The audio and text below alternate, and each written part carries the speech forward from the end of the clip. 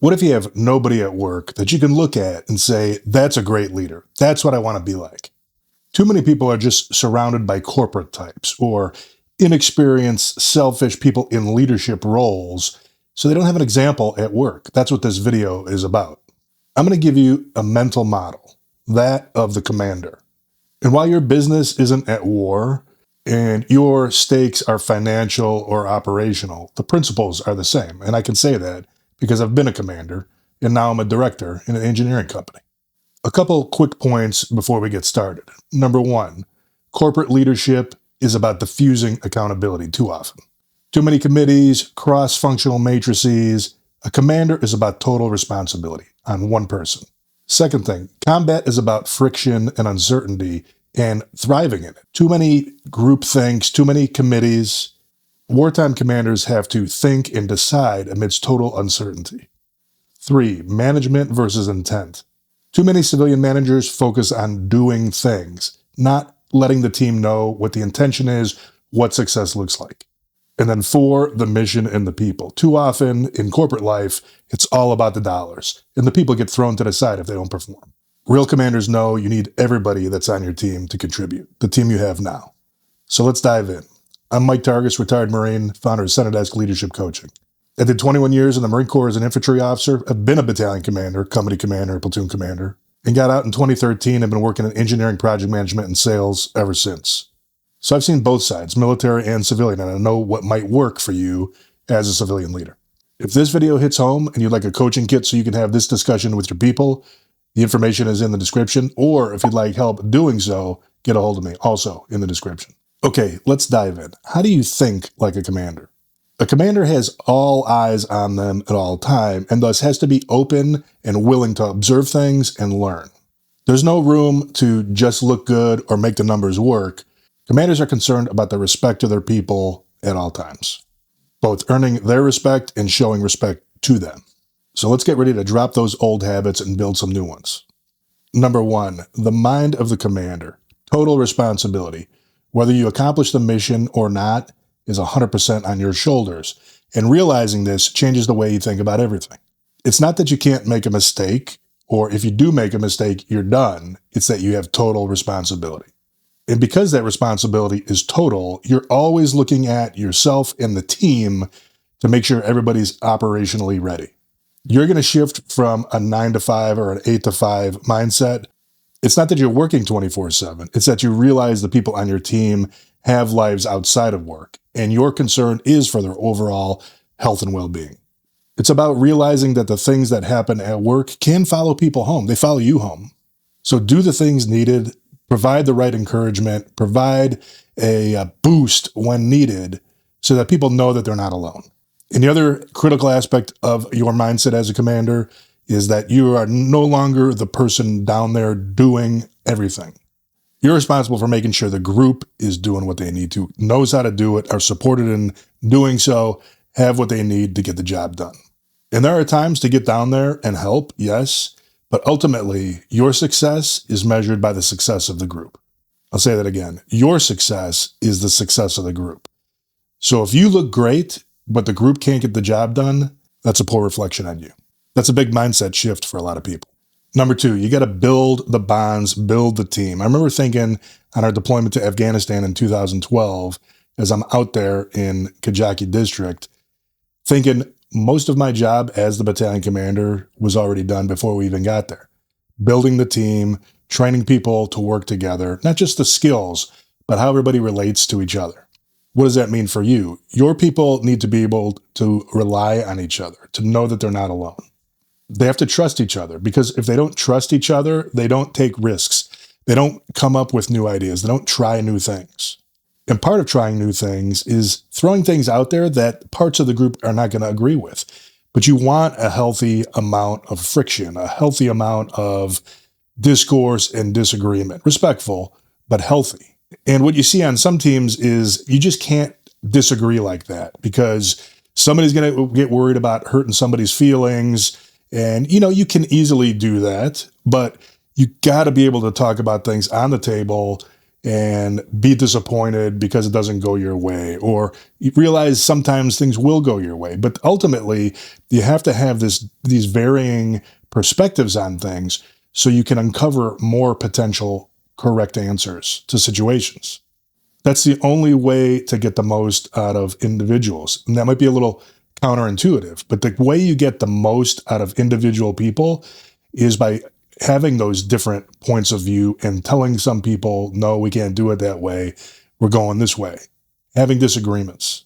So that's a big mind shift for a lot of us. Is it's not about making people happy or telling them yes. It's about bringing everybody's focus together to realize that we have to disagree. We have to gnash it out to come up with the best solution for the whole group.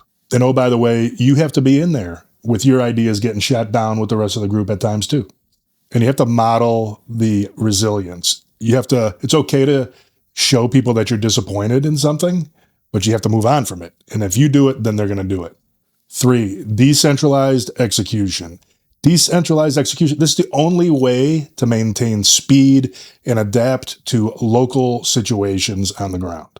And I used the word intent earlier. Intent, it kind of breaks down into what's the purpose of what we're doing, what's the general method, how we're going to attack the problem, and what is the end state? What does success look like?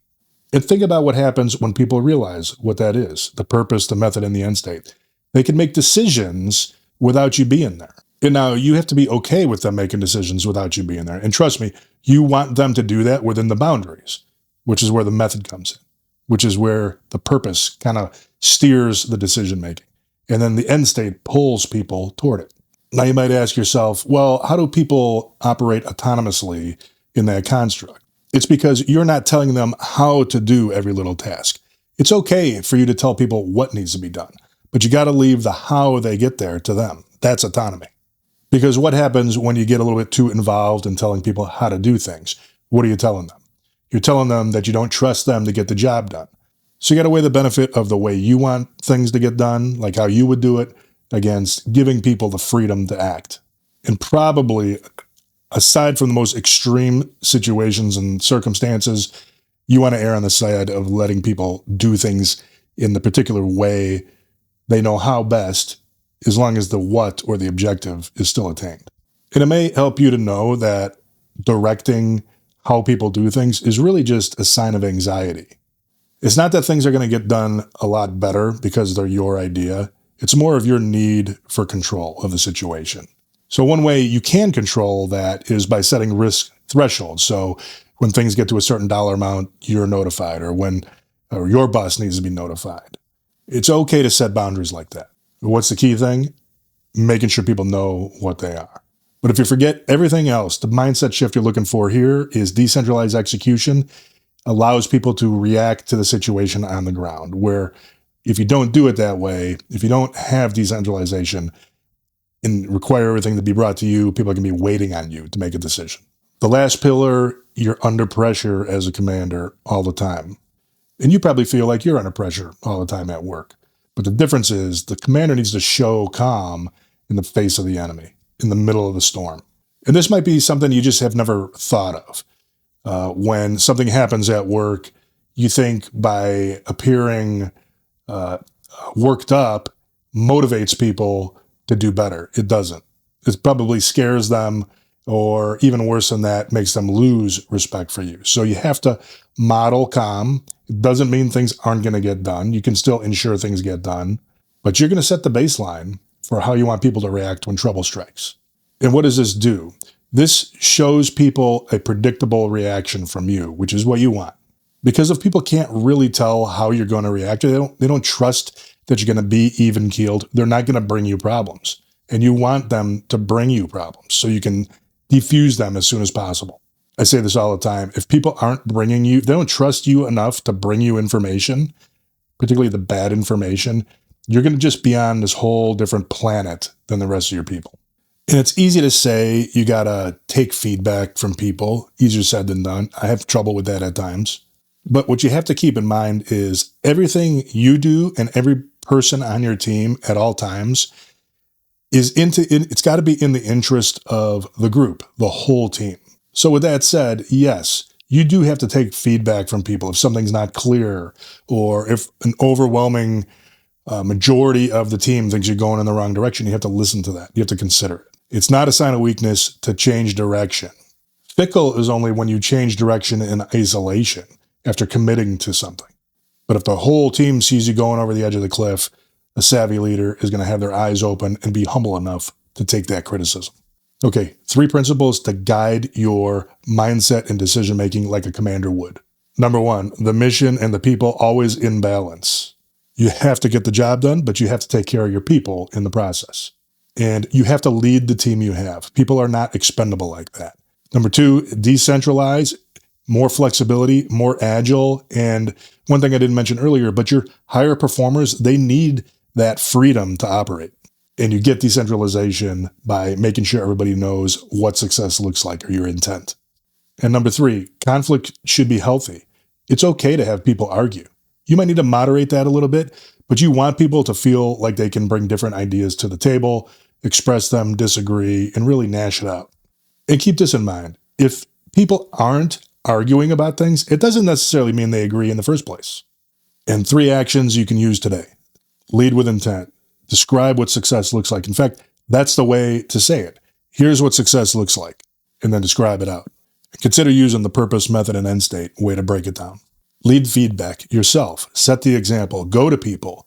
Don't wait for information to come to you. Go to them. How did it go? What wasn't what you expected? What are we missing? What comes next? Talk to me about, leading questions. If you're a manager, you're going to ask somebody how something went. You probably just get maybe a 1-word answer. That's not what you do. Leading questions. Number 3, lead delegation. It's harder initially to get broken in there. It's going to take a little bit more work on your part, but you're going to get to a point where it's faster and easier. Your job actually will get easier over time the more you do delegation correctly. And that's it. Hopefully this video helped you out. 4 quick pillars. This channel is about leading the team you have, not the team you wish you had. And if you like this coaching pack or you like help in talking about this with your team, info's in the description. Thanks a lot.